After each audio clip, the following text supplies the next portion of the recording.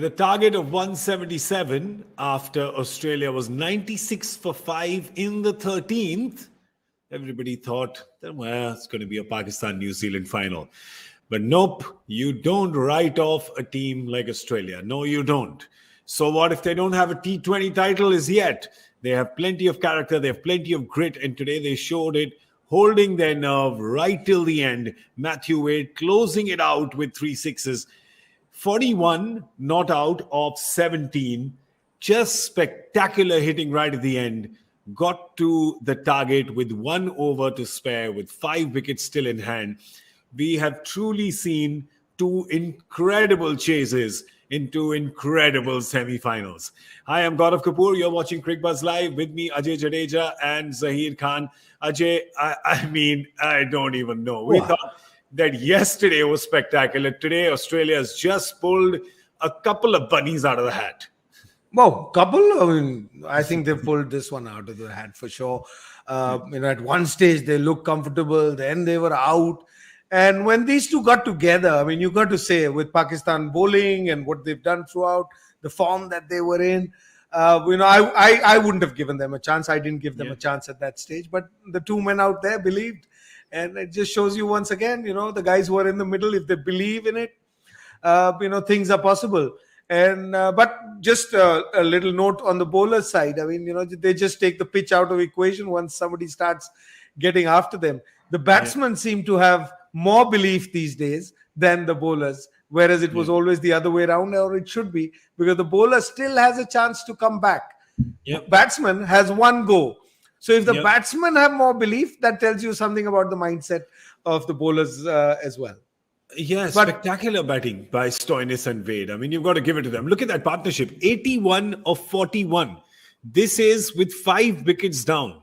Zaheer, given the fact that Matthew Wade, here's the thing.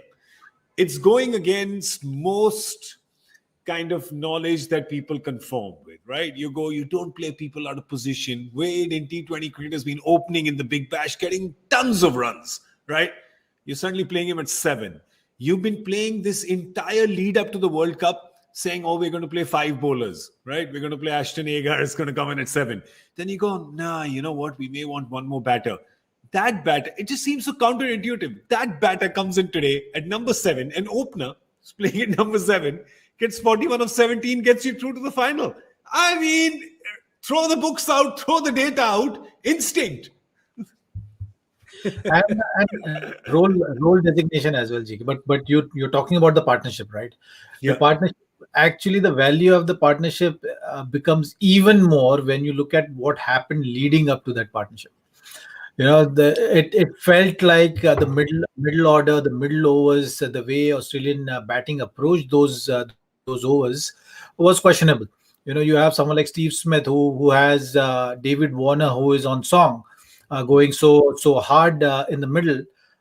You are trying to be aggressor, or you are trying to be overpowering David Warner at that stage was very unlike Stephen Smith.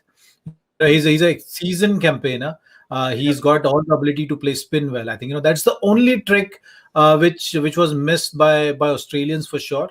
They could have been smarter in playing those middle overs, because they got 52 in the first 6. After that kind of a start, they got through that phase so well. They got themselves in a commanding position. From there, I think that cricketing intelligence was missing in the middle overs. They left it too much for these 2 guys to do it. Not often you see when you are put in those kind of situations, you win game of cricket from that. And that's why the value of this partnership is high, because that was the only thing Australian team wanted at that stage, that these 2 go through the innings, or that was their last hope. As you can see, yes, Pat Cummins was there after this, who can hit a long ball. But it actually had gone to that level where Australians just had this last ray of hope standing there, and those guys delivered for them. That's why the value of this partnership is even high. Exactly. You see a 81 or 41 partnership at any time is amazing. But that's where we like to add context to the numbers, right, Ajay? That's what Zach is saying, is that 81 or 41 just as numbers is impressive. Now you put it in context. That's 5 wickets down. It's a semi-final. right? Yeah. You put all these things into context, suddenly the importance of this multiplies. Oh, definitely. I mean, this is the knockout stage, and where you're going to get knocked out is just before that final. So it's, probably the final is bigger than this. When I look at those numbers, I mean, let's look at those numbers differently. When they came in, 41 plus another 6 to go, the same numbers needed. Yeah. The same bowlers have roughly bowled. Yeah. It's the first 3, 4, 5 overs from there. If you are attacking, what does a batsman do? You bring in your weaker bowlers or bowlers that you think you want to get through and keep them apart. And once it gets close, last 2, 3 overs, I mean, Mahendra Singh Dhoni's taught us enough. You've seen him, do this over a period of time.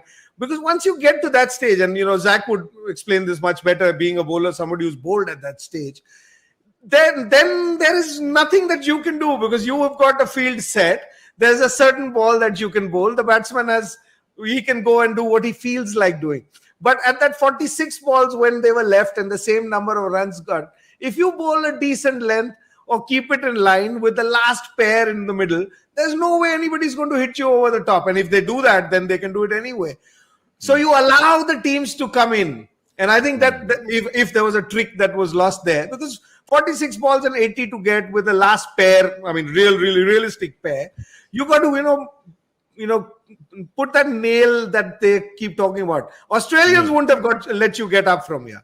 I think, the difference between Australians and the other teams are that if you allow them to get on top, then they never let you, come back into the game. So, for me, yes, I mean, there'll be many things. If the catch wasn't dropped and if this didn't happen, if that happened. Yeah. But generally, when I watch cricket, and what you see is that, it's like, 20 over to ye khel hi jayenge. The 5 guys who got out and gone have not scored at that same pace where they had the power play, they were better players, or, they had 7 to come behind them. You've managed to do that, and then you let the team in. That's where I think, the games are changing much more. And at the end, yes, I mean, you got to, give all credit to Matthew Wade and, Stoinis, what they did. But I feel that you allowed them to, get back into the game because they would have not been able to do this. Matthew Wade wouldn't have been able to play Shaheen Shah Afridi like this, getting under, playing it over, fine leg. Maybe you would have still had a fine leg. You would have bowled to him with a mid-off on. So maybe there's something to learn from there for all the teams. We have to talk about it. I know that it hurts because Hassan Ali, the fielding of Pakistan has been absolutely spectacular. Today also, you've seen some skiers, you've seen some boundary, efforts in terms of saving 4 runs. How difficult was that Hassan Ali catch, Zach? Well, if Pakistan had won the game, then you would have been talking about Steven Smith catch.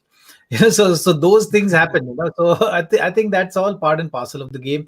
No one intentionally drops a catch. It's just how you look at it, or then going forward, how valuable it becomes. Yeah, it's all in context of how the game goes. And if you ask any cricketer, if he drops the catch, then all he's thinking about is that player somehow should get out as soon as possible, because otherwise everyone is going to talk about that. Yeah, they do, because that player hit 3 sixes of the next 3 balls. So that's why I guess that's going to be. We're talking about that catch because of this. But what I really felt, we have to be analyzing the game and looking at what Pakistan could have done differently in the situation which they were in. So I felt that maybe Babar Azam should have used Shaheen Shah Afridi in 17 and 19 over. So that's the only missing trick, the stack up of the overs and how one sees it. So you get your best bowler, you give yourself that best chance of his 12 overs going for big runs. It did happen today, but it's not going to happen often. So that's something which maybe he missed that trick. He tried. He had six overs of his main bowler. So Hassan Ali had 2. Shaheen Shah Afridi had 2 and Rauf had 2. He started with Rauf, but then went to Shaheen Shah Afridi a bit quicker. So if he had spread that with Hassan Ali being squeezed in the middle, might have changed the course of the game, because you have 12 deliveries of your main bowler. Give yourself that much of a chance. Also, I just felt that Shaheen Shah Afridi at that stage was caught in the middle. He didn't know where to be. Should I be going at the back end, or should I be attacking, going for wickets? So that thought process would have been simplified for him as well. It's a learning and how you see the game. But I felt, maybe it would have had an impact on the game, considering how the game went in the last 2-3 overs. Yeah, you'd have to say that. I think. Yeah, I mean, Zach makes an interesting point. Just a question there. When we saw, one team's won, one's lost. Mitchell Starc and Shaheen Afridi. I'm not trying to compare them, but they're probably their main bowlers. We saw both of them when they came on to bowl the last few overs. They're treated as the same as anybody else, and both today went for lots of runs. Why would you not bowl them earlier? Like when that Rauf over happened, they went to Hassan Ali, and Hassan Ali's been struggling throughout the tournament. You are saying one he bowled, he should have not even bowled that. But I'm saying, why, when Rauf had that good over, why won't you want Afridi to come in, bring Rauf back, bring Afridi in? Because you had an over from Imad as well. So won't you like to close it early? Because all teams are doing it. This is something modern day cricket, you spend a lot of time with these guys. Both these guys, Mitchell Starc today, if you see the last over, how many he went for, and how many these guys went. They don't even go for these number of runs if they bowl 3 or 4 overs at the start. Correct. So why is this thought? You just have to get the feel of the game in that scenario, that particular situation, and it's different game to game. It's different about how you look at it as well. 5 wickets down, so what is Australia's best chance? These two going or looking to bat right till the end, or now if any damage is to be done, is going to be done at the back end of the innings, like what Matthew Wade did today. So that's the kind of a scenario can happen. So you don't mind your best bowler going for that. Today's case, Shaheen Afridi went for runs. It's fine, because that is your best bowler at that situation, and if he goes for runs, that's absolutely fine. But when you are in lead up to that scenario, you just got to prepare for that. So I would always look at the game in that light, where you secure your last 3 overs, you have the clarity which bowlers or which 2 bowlers are going to close the game for you, like how you look at the finishers while batting, which are the specific roles designated for that. Similarly, when you're defending a total, you should have a rough idea, and when you know that the game is going to go to the last over, then you can't take your foot off the pedal. You still think that maybe 2 batters can be set, and if they are going after your main bowlers, then your best bowler should be bowling and taking that pressure of those overs. So that's the way modern day game is going, and that's the way thinking is around that. Interesting. Because we had DK yesterday, and I was asking him similar about batting. That why is it that when a batsman's going ahead of the game, they're saying, okay, now we've got the target, let's slow down. Because if you're having a good day, you want to keep going because you got 7 batsmen or 6 batsmen. Similarly with bowling, I'm trying to understand, because most bowlers, most games, no matter who bowls, the difference at the last over is what? Rarely, you had 1 over from Cummins today, we saw that as well. But it's about 10 to 15, an average over. And there's not much difference there. But the difference between a bowler like Shaheen Afridi or Mitchell Starc, somebody bowling a 16th over, 14th over, 13th over, the difference, it can be 17, 18, somebody's giving and the batsman is taking 3, 4. So that's a much larger, part of the game that you can control, and especially when 5 down. But I guess modern day players think differently. We are learning, how they think. So it'll be interesting to see how we play as well.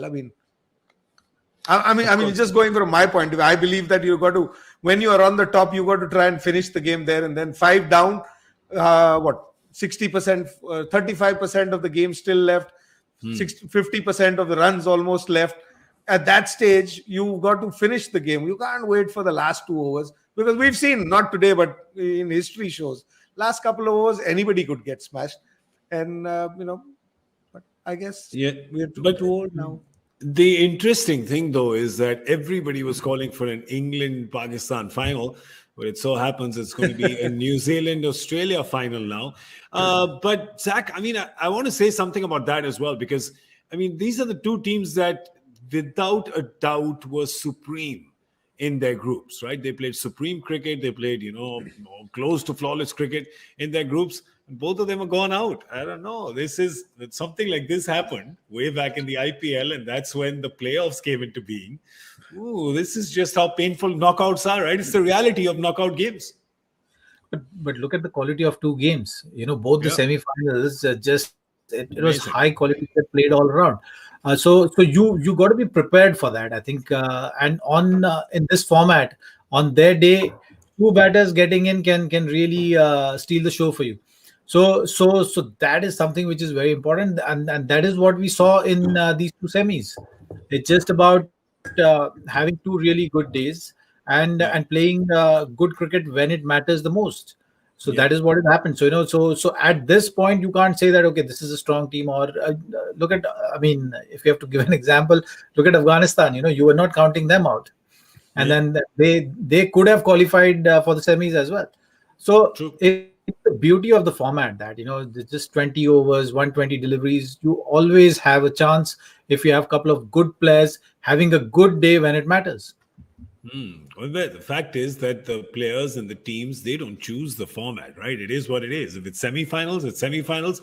You scrap and you get there. And when you get there, it can be anybody's day. Yesterday, it was New Zealand's day versus England. And today, it's Australia's day versus Pakistan. Fair play, which means that brings us to the Trans-Tasman rivalry playing in the final. It's going to be Australia and New Zealand that are going to be playing the final. Trust me, nobody would have called that. Nobody would have called that. But that's what the final is going to be in Dubai. It's really been two incredible days. These two semi-finals. Ajay, we were complaining, right? A lot of the Super 12 games we were complaining were kind of getting a little dull. They were kind of a little slow, sometimes one-sided. Oh, these two have been the real adrenaline pump that this World Cup needed.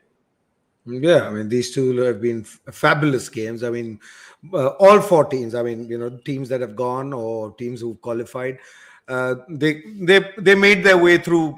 Pretty clearly. They were dominant sides in their pool. They'd won most of the games. They lost to each other when they got there. That's about it. And they didn't lose to anybody else except England when they lost that last game. So they were tough games, and they were played very, closely. I mean, these games could have gone either way. Last night, England could have won. Here, Pakistan was in the game. So, you can't ask for anything more. And I'm just seeing a new style of play that we are seeing, because these guys have shown us that successful ones, the batsmen, somehow seem to have a lot more courage these days to stay till the end. Because in both these games, I mean, it was tough chases, especially at the last bit. When they got to that last bit, both these teams were in a position where they could, throw it away. Both these guys didn't throw it away, and the bowlers wilted this time. I've got to say, in this World Cup, it's the batsmen who probably kept their nerves, and it's the bowlers who let their teams down. Yeah, today there was one bowler who didn't let Pakistan down, did his job well. That was Shadab, picked up 4 wickets today. Zach, Shadab's been just on song, right? I mean, over 7 to 15. When it comes to the middle overs, this guy is just the uncrowned king. He's the emperor of the middle overs in the last few years. He was superb, and I think today's wicket was ideal suited for him as well. We saw when Zampa was also bowling, there was a grip on offer, and he made use of that. So they just continued with the kind of form he has been in, and Pakistan bowling has looked settled, in terms of the stack up of the overs or the role which each individual was playing. You knew Imad was going to bowl with the new ball. You knew that he's not going to finish his 4 overs. So that's something which captain was keeping in mind. But Shadab has been that mainstay of middle overs. He has been continuously putting that pressure on batters bowling those middle overs, and today picking up 4 wickets. So that is something is like icing on the cake when you have such a rhythm going, when you have such a form going. Zach, Ajay and me were on air in the Combox when that Warner dismissal happened, and our technical evaluation of what transpired at that time was, I can sum it up with one, which is what was your technical scientific read of what happened then? See, if Warner was doing exactly what you did, then I would have said, yeah, there was some issue. But Warner reacted very normal. It was like, okay, I played the ball, tried playing a shot, nicked it, got out, and he walked away. Umpire gave him out. So that was the reading of what I saw on the field. Knowing Warner, he would have been very animated. If he didn't have any review left, he would have gone and cursed that, why there should be more reviews and stuff like that. So, Yeah. so I was on Cricbuzz match party that time. So we had the similar discussion. I said I didn't get a feeling like, normally when someone gets out like that, and if he had not nicked it, a batsman would have made sure to react accordingly. And the fact that Warner didn't tells me that, there was definitely some sound, and he knew that he played it. So I didn't have any doubt. Yeah, but when the replays was showing that there was no connection there, Yeah. that was really surprising for me. The only person who can answer this is Warner himself. Let me just call him. Hang on. Hello. He's not No, answering because. he's changed the phone. It's not a Hyderabad phone anymore. Oh, okay. No, but also I was calling from my AC remote, so maybe that's why I wasn't getting through to him. Because he's a cool guy. He's a cool guy. Well, happy to see for David Warner, of course. Great innings by him today. If Stoinis and Wade have managed to do something, Ajay, it's because they stood on the shoulders of that giant. Absolutely, you got to give it. I mean, we all tend to remember the end of the game, but if you go back to the start, how the first over started, he lost his partner and captain very early, and he kept that pace going. I mean, Mitchell Marsh actually, gave him company as well, because 30, almost 50. I mean, he hasn't got a number, but 49 of 30 is pretty good. And in a semi-final where your pressure is on, Shaheen Shah Afridi's just bowl a magical over to start with. At that stage, to bring that aggression out and give that punch back, because they were down and out at that stage, but he kept Australia in the game. Halfway stage, it was Australia's game to lose. I probably just felt at that stage because of spin around and Imad, I was thinking he'd bowl another over. All that's looking at that, but it was David Warner who set that stage for Matthew Wade. I mean, I'm saying that in spite of what Wade's done, 17 ball, 44. It's not a stage that he would have liked. But by the time Wade came and Warner got out, there was a little phase again as well. But Warner, when he left his side, in spite of, whether he nicked it, didn't nick it, I don't know, he'll only know. But when he left, Australia, he had put them in that position, no matter how many wickets they were down, that they still had a very good chance of winning from there. So you've got to give it to him. That's right. When he got out, it was 89 for 4. It was at the first ball of the 11th over, Shadab got him. And we were on air at the time. It was the Combox curse that got him out. We really thought that from there it was game Pakistan. Before we wrap up talking about... Sorry, did you say 89 for 4? 89 for 4, yes. So if you do your maths, what is required in the next 10? 89. No, hang on. 89. Yep, exactly. Well, 88. So there you go. Halfway. Halfway at halfway.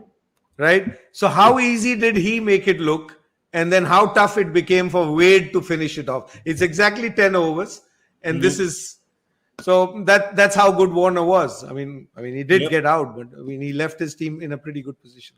Absolutely. And remember, like we're saying, he saw his captain go the first ball that Finch faced. So, building it up from there, it was fantastic. A word for Pakistan for sure. I mean, they have been absolutely spectacular this entire tournament. Played an unchanged side for 6 games. In the Super 12s, they won 5 out of 5. They really were relentless. They were playing a brilliant brand of T20 cricket. And you felt for them a bit after all that has happened, the cancellations of the tours, just all the turmoil that's been happening around their cricket.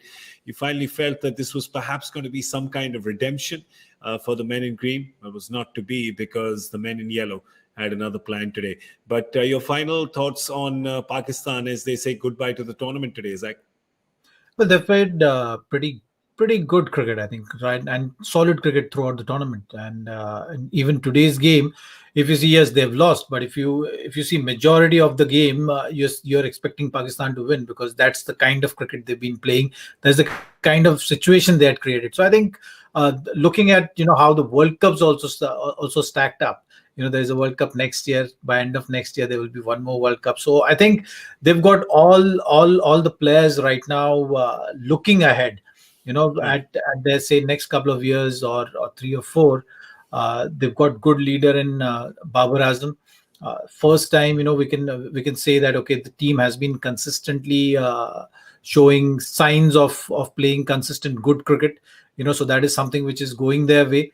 So they have a lot to play with. The things which happen in the background, I'm sure, is nothing new for them. They still find a way and keep that fire burning and keep that passion going. So that's what we saw from them in this tournament. Ajay bhai, your final thoughts on the team? Yeah, at the start, I mean, not that because they beat India, but I was surprised throughout their campaign. I didn't put them to be at the start of the campaign to be here or being one of the contenders. They've improved leaps and bounds. I think the troubles that Pakistan cricket had, are not around many. I think they probably supported couple of guys throughout. Fakhar Zaman did pay them back because he's one of those players that they backed all the way, and they backed Hassan Ali, which is what backfired for them. These were two players who were probably missing or out of form, but it's nice to see Pakistan play this brand of cricket, and they're much more solider as a side. And as Zach said, they're a side for future. They may have a couple of very senior players around, but they definitely played their part. You need old people. You need senior men around to guide you through. A simple example, the most heartening thing for me throughout, the World Cup for me was to see Jijaji go up to Hassan Ali when he dropped the catch, because he's been around for so long. He understands what these moments can do and what effect it could do further in the thing. So Pakistan have a good bunch around. Look after them, keep them around. Fans of Pakistan, yes, we, from India, we can tell you how disappointed we are when our team is out. You will be disappointed, but you got to be proud of your lot that came out here, tried their best. And it's a sport. We win some, we lose some. We're still neighbors. Let's keep the love going. Yeah.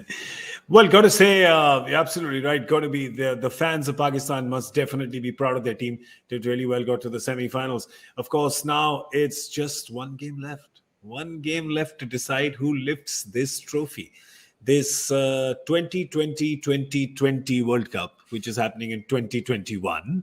The final on the 14th of November, Children's Day, New Zealand v Australia, the Trans-Tasman rivalry is in Dubai now. It's in the Middle East. And we've got some big news coming about New Zealand. Is that correct? Devon Conway ruled out? Whoa, Devon Conway ruled out.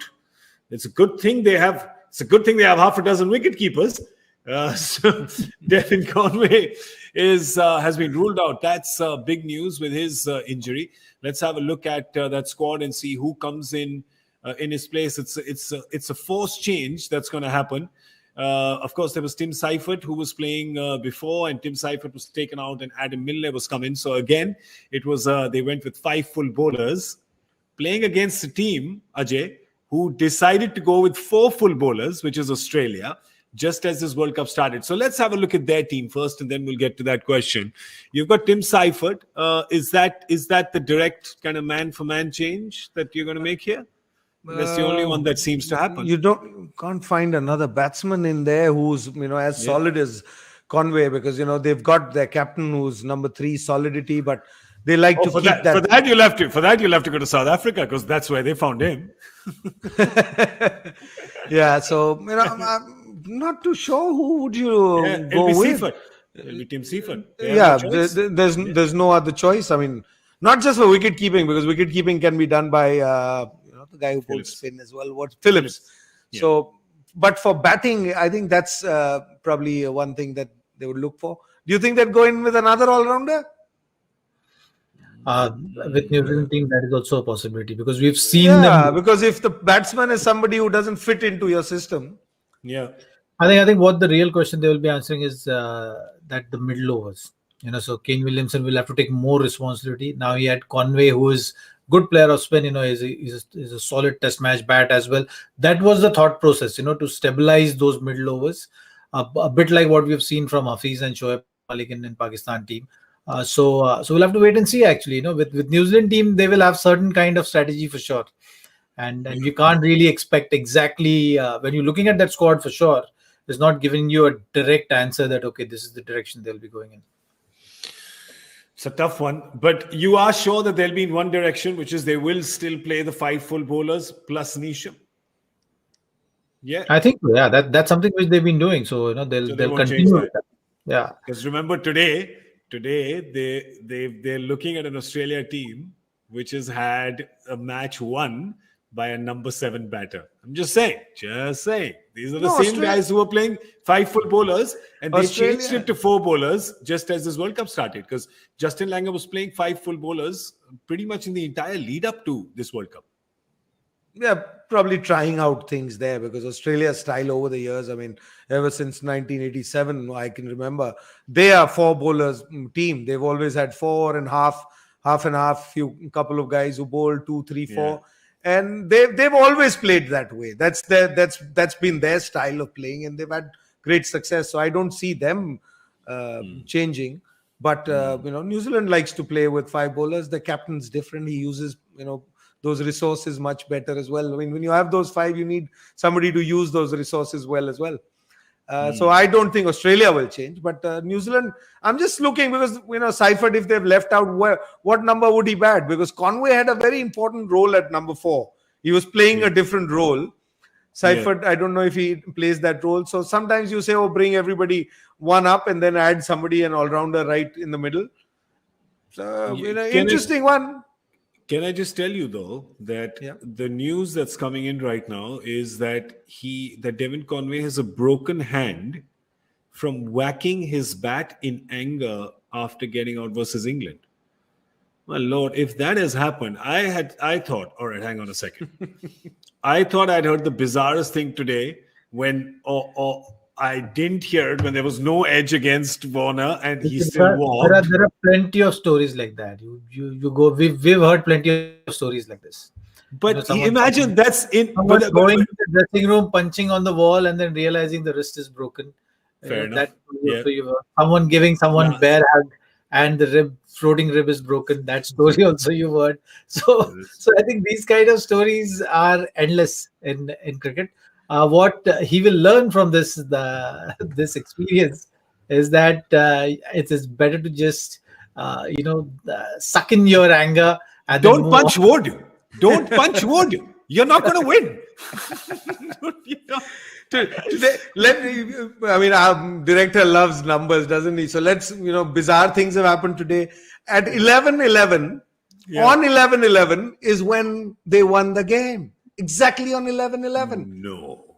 Yeah, go back and check timeline, man. Yeah. What? And it's 11:11 today, and it's 2020 World Cup and 2021. So one has a very important number. So maybe today the winner is going to win day after also, no? You're blowing my mind. Blowing my mind. 11:11 on 11:11 is when Australia's won. Remember, Australia starts with A. That is also 1, right? Just saying. There's things. It ends with an A as well. That's also 1. Yeah. Their captain bats at 1. Hey, 1 second. What's going on? But I have to say, though, why Devon Conway is a stranger is because he's obviously angry because he's not finished the game. They've gone ahead and won the game. Why was he angry? Because they wouldn't play the final. They're playing the final, but he's not playing the final because he was angry because he thinks they wouldn't make the final. That's what's crazy about this. Is Steve Smith available? Because he should be throwing that bat as well, the way he got out today. He probably thought at that stage as well, I'm not going to play. We'll figure it out. We'll figure that. That news will come in as well. Let's have a look at the Australia team. It's fine. We needn't bother. I think they'll go with the same 11 unless there's something drastic that happens again, like has happened to New Zealand. They're pretty much going to play the same 11. You both can just nod and we'll know. Yeah. No, I mean, what more do you want to do right now tactically? Just see I'm shaking. My camera is shaking. My frame is shaking. My home is shaking. Would you like to bring in another spinner, leave Steve Smith out so Maxwell can come up ahead, and not bat like that? Maybe one more change if you want to improve. Oh yeah, Ashton Agar in place of Steve Smith. Yeah, not in place of him. Direct swap. Now Wade is in. Wade's playing well. He's won you 2 games. Stoinis has won you 2 games. You want them to get in early. You don't want to waste time. You're not worried about seeing through those 20 overs. Add another spinner. You're playing New Zealand. They're just a thought. I mean, food for thought. Food for thought indeed. Zach, Any dessert for thought? Zach saying, leave me alone, time to go out and have some dessert now. It's like a couple of days in between. You played a fantastic game of cricket. You got the momentum with you. Yeah. You would want to back your players. Yes, there are in terms of approach for sure. I mean that's one thing it was striking. When you got through the tough phase, you could have actually consolidated. You've not. So discussions around that is something which is more important rather than going in different direction altogether. The same personnel have been a part of this kind of a pressure game. So you're better off backing them rather than looking to reinvent the wheel. Okay, so my final question to the two of you is about Sunday's final. #feels. What feels are coming? Come on. What are the feels? Today's field didn't go according to feel. Yeah. True. No feel. I want New Zealand. I want New Zealand to win. I mean, at least it has to be. I mean, if it's not us, if it's not our neighbor, at least our pool. At least it'll make us feel better. That's right. If it's not, they always say like if it's not the one team that beat us, let it be the other team that beat us, right? At least then we can feel we were second best. That's it. That's I think look at how New Zealand have been winning games. You always see that maybe New Zealand doesn't have a chance, but they find a way. They're good with analyzing, they're good with planning. No one really counts them, but yet they're consistently there in semis and finals of big tournaments. So there is certain things going their way. You saw Australia playing today, but most of the times in the game they were behind the game, and today was one of the occasions where they actually came on top. But New Zealand, if you see the consistency of them being behind in the game and then winning and coming on top, has been high. So I think to deal with those kind of scenarios and situations after that semis, also the way we've seen the drive, maybe New Zealand has got that edge going in the finals. Okay, well, we're gonna find that out in a couple of days, then, aren't we? On Sunday evening before the final, we will be here with Cricbuzz Live, the big New Zealand Australia final that's going to happen in Dubai. We will take one last spin on this little merry-go-round called Cricbuzz Live. But for today, I'd want to thank both Zaheer Khan and Ajay Jadeja. Thank you so much, my brothers. Thank you so much for being here. Oh, this paperwork nahi hua, sir. Paperwork. Paperwork is left. Dikhao, lao paperwork. Lao. File lao zara. Yes, there you go. His debut is remembered for a non-selection rather than his selection. He played with another bowler with the same surname in 10 of his 26 tests. His full name contains the name of another fast bowler. Name this cricketer. Absolutely no idea. It's no idea. Go on. Bring the answer. Kenny Benjamin. His debut test was boycotted because he was picked ahead of Anderson Cummins at Barbados. He bowled with Winston Benjamin and his middle name is Charlie Griffith. You're kidding. Joy can find these things, man. That's just insane. At least I'm happy I knew all the names in that. It's just interesting. It's nuts. Yeah, interesting. Has anyone answered that question? I'm sure. 100%. Tanmoy Chakravarti, the mayor of Nerdsville. Hello, Mayor Tanmoy. Congratulations. Well done. Tanmoy has answered a lot of unanswerable questions. In fact, there are a few people on Cricbuzz Live on our expert panel, our analyst panel, who are convinced that Tanmoy is the alternate handle of Joy Bhattacharya on social media. But we know it's not. We have identified that Tanmoy via biometrics, Aadhaar card, and UID. We have figured out that Tanmoy is indeed a real person. So congratulations, Tanmoy. You did very well. Okay, that's it. That's paperwork. Signed, sealed, stamped, delivered. All right. We're done. Thank you very much to Zaheer Khan and Ajay Jadeja. Thank you so much, brothers. Thank you for being here with us today. Thank you, brothers. It's always a pleasure to be with brothers. Excellent. Absolutely. And I'll tell you this before we go on Cricbuzz Live. Today was an exciting semi-final. Yesterday was an exciting semi-final. This was just the kind of cricket we fans needed. And as for today's game, remember, it had its ups and downs. No matter who wins or who loses, the winner at the end is Matthew Hayden. Good night.